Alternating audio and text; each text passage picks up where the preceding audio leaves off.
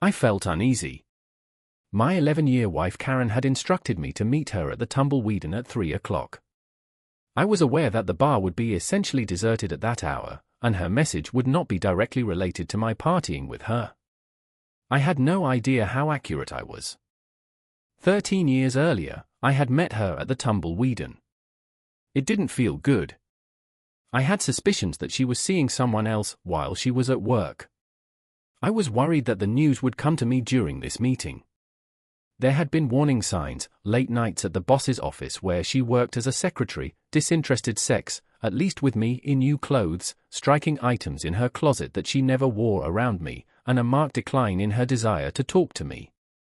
Even during meals, which she was rarely home for, we hardly spoke. For the past few months, it had mostly been just the kids and I eating, with her stopping by with some pathetic excuse and maybe getting the kids, Max, 9, and Megan, 10, something to eat from the market. Her disdain for me was painful, to be sure, but what really got to me was the way she neglected the kids. When I arrived at the Tumbleweed Inn, there weren't many vehicles in the parking lot.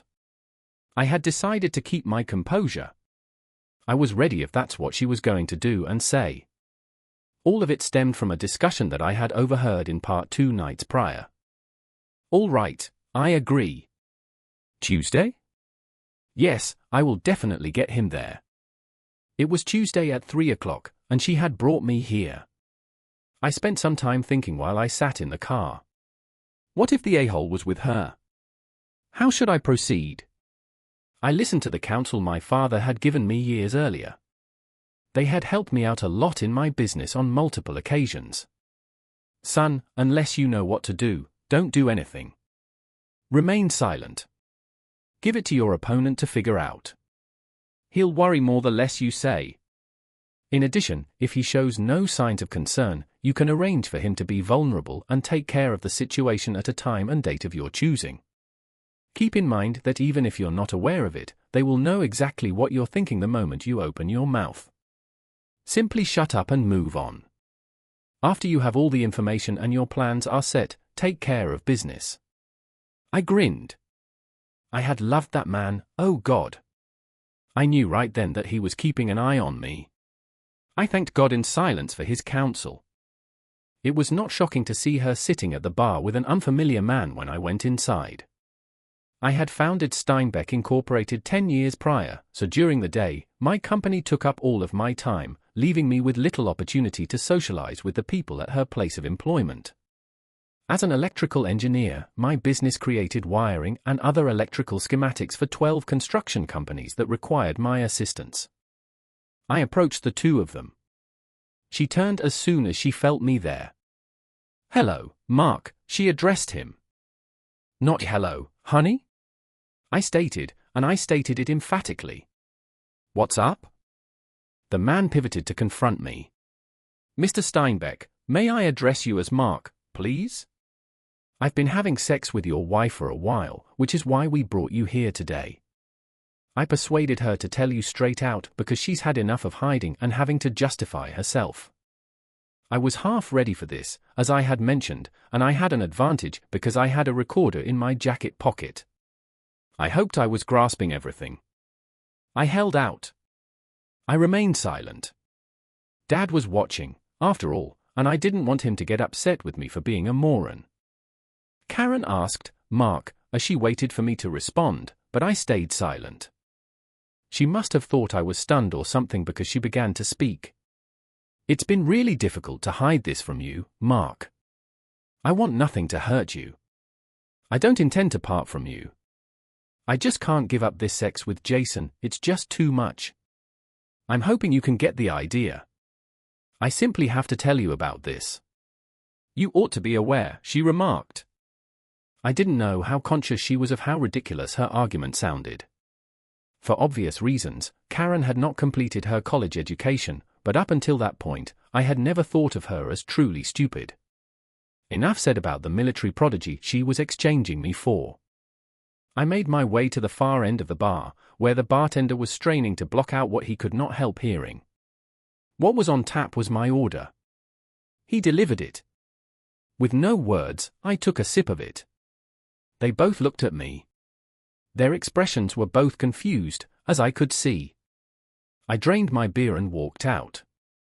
As I walked out of the building, I could feel their eyes following. For the first time in months, I felt good. I thought I was in the lead. It could have been my imagination, but that's definitely how I felt. I headed straight home. My kids would be anticipating my arrival. I laughed, gave the kids a kiss, and assured them that they would have a wonderful weekend. They gave a yip and a cheer, and then we headed to get ice cream, during which I told them about my plan that I had come up with earlier in the day. For the weekend, they would be lodging with their Uncle Dak and Aunt Susan.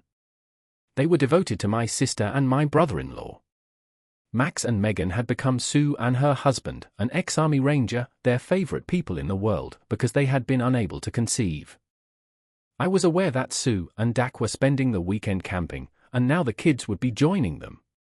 That would allow me the time I needed to take care of the things that needed to be taken care of. "What's up, Mark?" inquired Dak. The man was incredibly good at spotting things. "To be honest, no," I replied. "I'm separating from Karen." "Since the children are unaware," I reasoned, "that brought me up short," he said, "that I've noticed some things. Sue has also. Last Christmas, Karen actually wrote a play for me. She tried to defend herself by making a joke about it after I blew her off, but she was unable to pull it off. Not with me. Sorry, I didn't know. Sue forced me to keep it from you.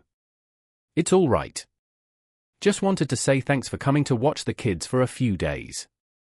I need time to make sure everything is in order. Mark, please let me know if you need anything. I'll bear it in mind, Dak, but I believe I can manage this. It's going to be messy, but I have proof, and since there isn't no fault state here, catching them shouldn't be too difficult. I'm going to Henry's to get things started after I leave here. Henry Morgan was a very capable lawyer for my company. By all accounts, he was as sharp as a razor even at the age of 120. Let alone in the city, he knew every judge and respectable lawyer in the state. If I caught Karen cheating, there's no way she could have remained unaware of my abilities. I had to assume that she had come out with all of this "I have a sex buddy" and nonsense to put a stop to anything I might try should I happen to stumble upon them. Though it was incredibly flawed reasoning, the more I thought about it, the more sense it made. She was afraid that I would find out and treat her badly. That's exactly what I was going to do. Yeah, Henry, that's about it, I said, shocking him by showing up at his house without warning. I had given him the tape in the name of the bartender who, just hours before, had witnessed the strange meeting between my wife and her friend for sex. All right, on Monday I will serve them both. Is he heading home? He inquired. Well, I suppose that's true. I want to wait to give her a tip. As soon as you inform me that they have been served, I will kick her out. All right, even though it's Sunday, Malcolm will speak with the witness and have him sign an affidavit tomorrow. In this business, speed wins. Hit them hard, hit them quickly, and leave them stunned and in a daze. I usually say, he uttered. I like this man's style of thinking. Yes, Mark, I apologize for everything, especially for Max and Megan, but also for your marriage. Do you need anything at all? Thanks, Henry, I appreciate it. I felt so good when I got out. I had a real badass lawyer and an ex-Ranger running point now. I just needed to relax and wait for the inevitable to happen.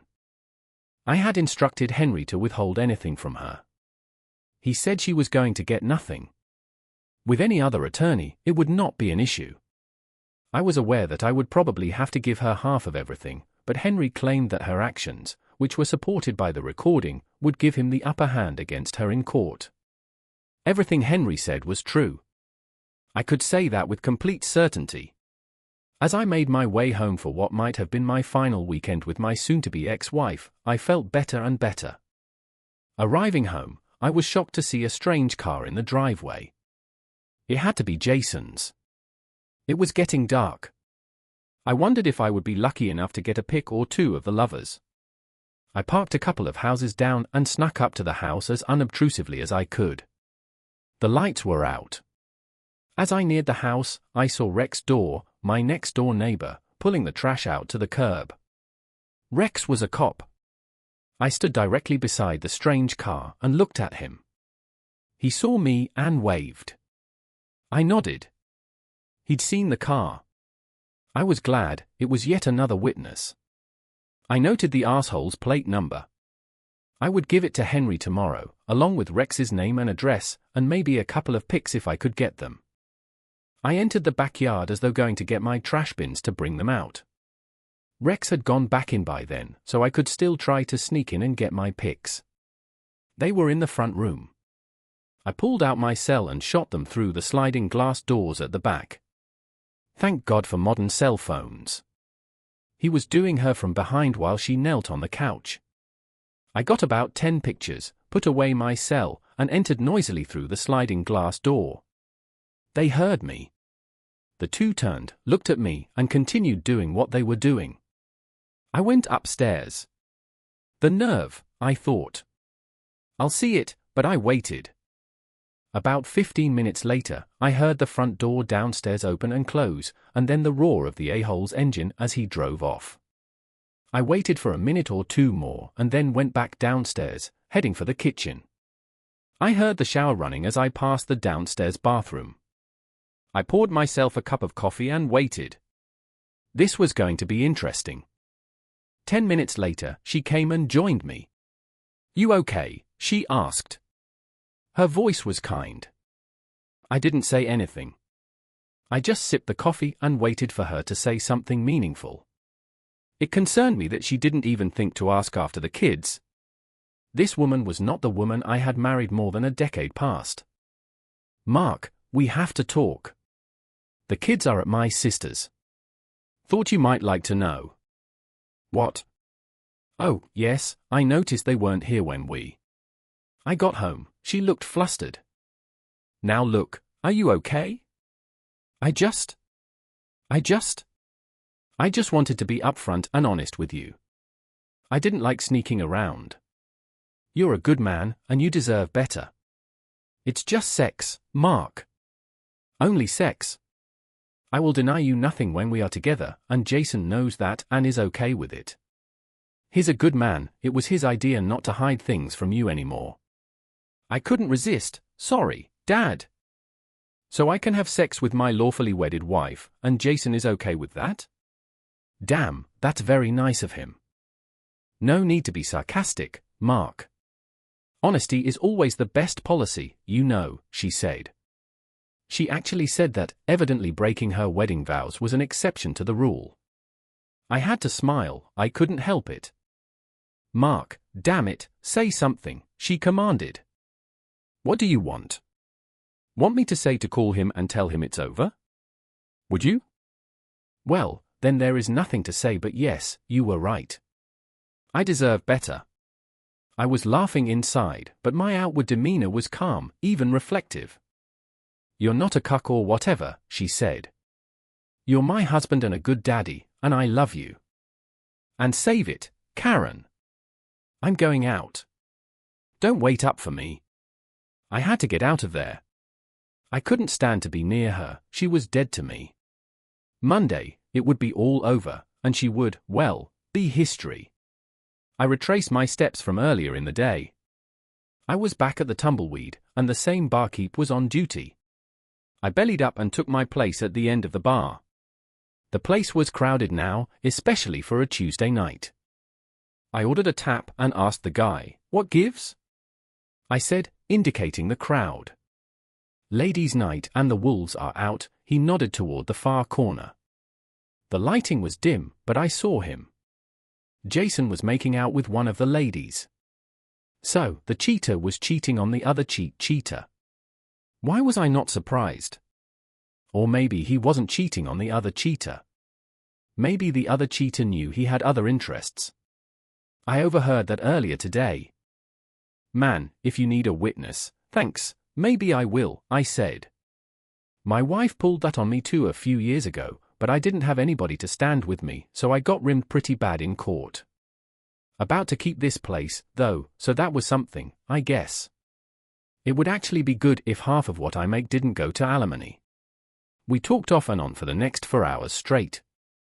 I made a mental note to talk to Henry about maybe getting this guy some justice if he helped me nail Romeo and Juliet. Suckers had to stick together. Jason never noticed me at the bar. I had managed to get some good shots of him and his little chickie.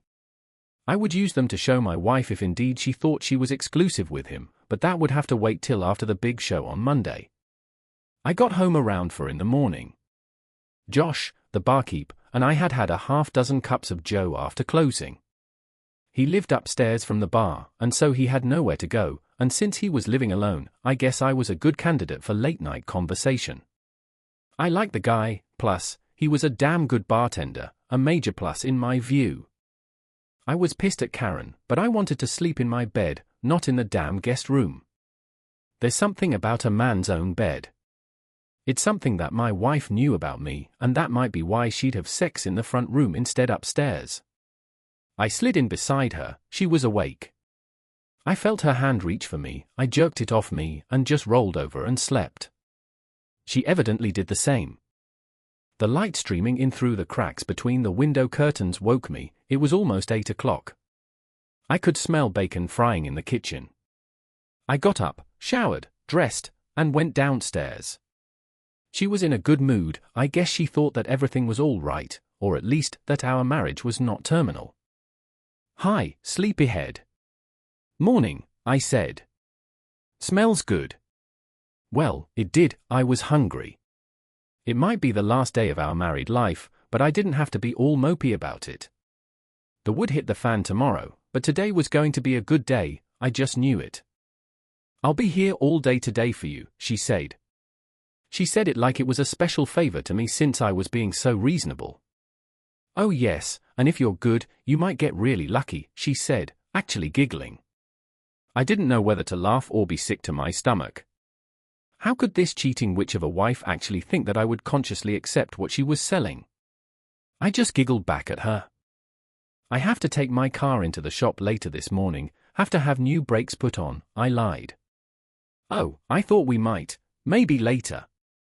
I had to figure a way to avoid her, and it wasn't going to be easy.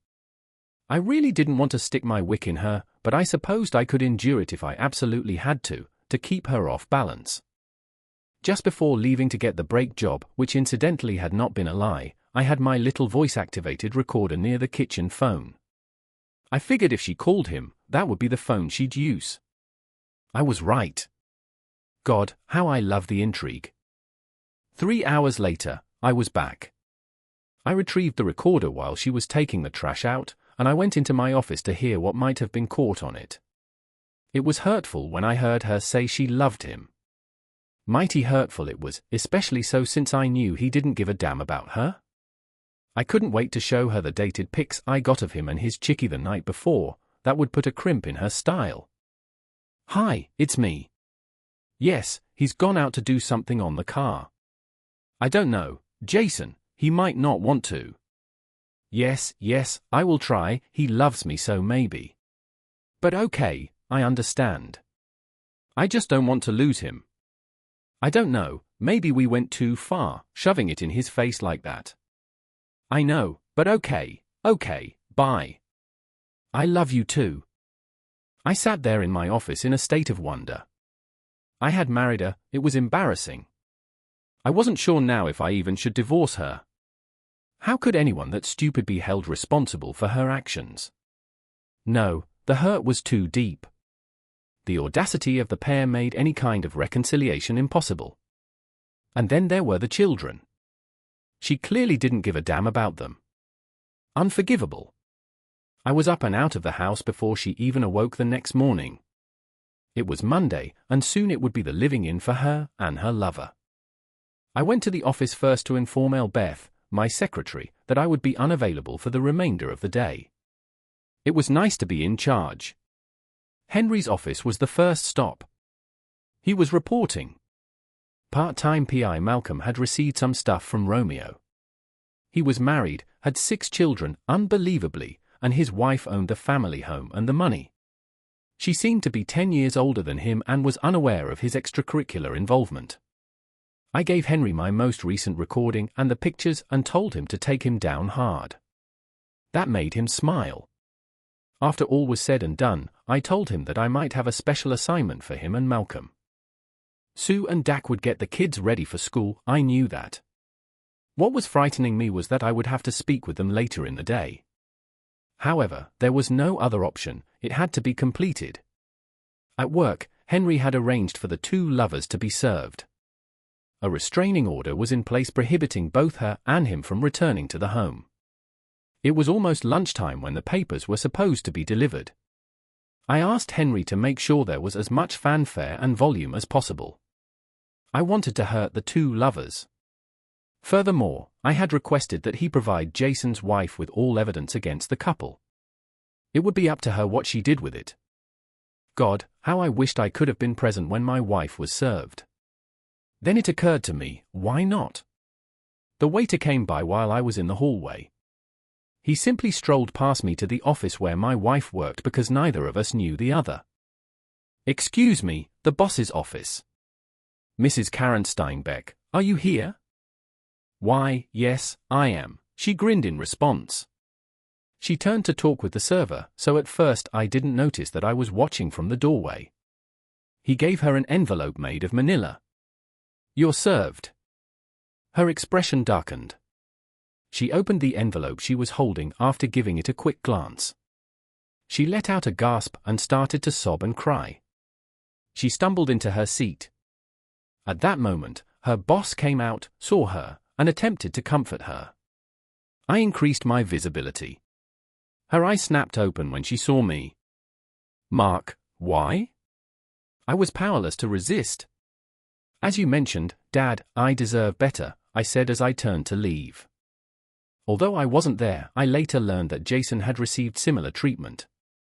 As the realization that his life was pretty much over set in, he actually passed out. Ultimately, he lost everything: his job, his house, his children, and his wife. On one point, I had been mistaken. Karen wasn't the biggest person on the planet, she was merely the runner-up.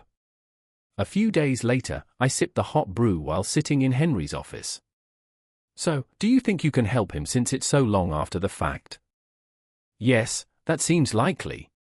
The woman is more than ready to go back and review the terms of their divorce in order to keep things under wraps and get the alimony removed. She has a lot of dirty laundry to reveal. "Mark, please, if you can. Don't you know by now that I can do anything?" He chuckled. "I stand corrected," I responded, chuckling along with him.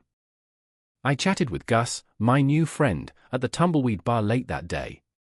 "If what you say is true, you will never have to pay for another tap in here again. I can't tell you how much I appreciate it, especially since you rubbed my nose in it so bad at the time." I said, "I'm glad I could help." Despite the fact that Karen gained nothing from our marriage, she was remarkably spared from termination. Her boss had been with her for so long that he had forgiven her transgression this one time. Jason, as previously mentioned, was history. Day after the big show, I had a meeting with Karen. I wanted to give her something. I was aware that there was a chance I would have to hear her grovel and plead, but this one was worth taking. "Is there not a way, Mark?" "The kids, that is." I shot her down because I knew she was going to play that card. "Karen, you haven't shown any interest in the kids in months. You've given your boyfriend your whole attention. Mark is a decent man. He shares so many similarities with you. I believe that's the reason I initially fell in love with him. He also adores me. We made a great effort to ensure that you understood. We poured out our hearts and souls for you. You now seem intent on destroying everyone here, including the kids. How were you able to?" The tears returned, and this time I felt completely responsible because she had really irritated me. I was so angry. God. "Mark, there is still time. If you'd like it, there is still a us. I'm confident I can convince Jason that you, too, have needs. Since you are my children's father, you will always be my favorite person. How could you possibly be someone else? Jason is not one of us, he exists outside of us. If you just give me the chance, I'll make you one very happy man." I was on the verge of tears. I was so incredibly stupid, dumb, and moronic that I was unable to even become angry. She really did believe her own tripe. She was going to need assistance, but it would have to come from somewhere else. To me, she was history. There are 2 reasons I came to see you today, Karen. 1, I will give you unlimited time to spend with the kids, but never with your lovers. You will have to fend for yourself after I give you some money to move into a new starter apartment. I will only give this generously if you promise not to challenge the divorce in any way. You have no idea what I am capable of, Karen, and if you do, I will throw everything I have at you. Am I understanding this correctly so far? She gazed at me. She obviously had hopelessly hoped that I would accept her back and that I would be cool with her continuing to be the best in the world. She was going to require assistance, as I mentioned. Number 2, I said as I pushed a manila folder in her direction. Please check the dates at the bottom of the photographs. These were the pictures I had taken of Jason and his girlfriend on Saturday night. Taking them out, she just stared. But these are from last Saturday night. His true love is not you. You never were. He is an actor. I said, have a nice life. I got up, dropped 20 on the waitress's table, and walked out. As I walked out of the building, she was crying the tears of the hopeless. Please feel free to express your opinions in the space provided for comments below, and don't forget to like, share, and subscribe.